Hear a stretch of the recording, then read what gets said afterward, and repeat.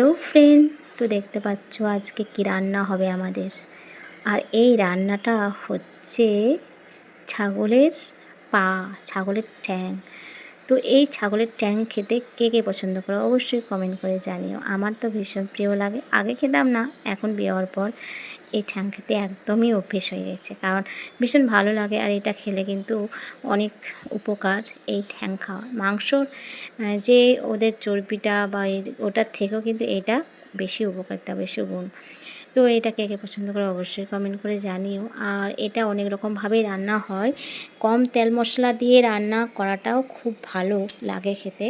কারণটা হচ্ছে এটা বেশি মশলা তেল দিয়ে খেলে কোনো কাজে সেরকম পাবে না, লোকসানই সেখানে পাবে, উপকারিতাই হবে।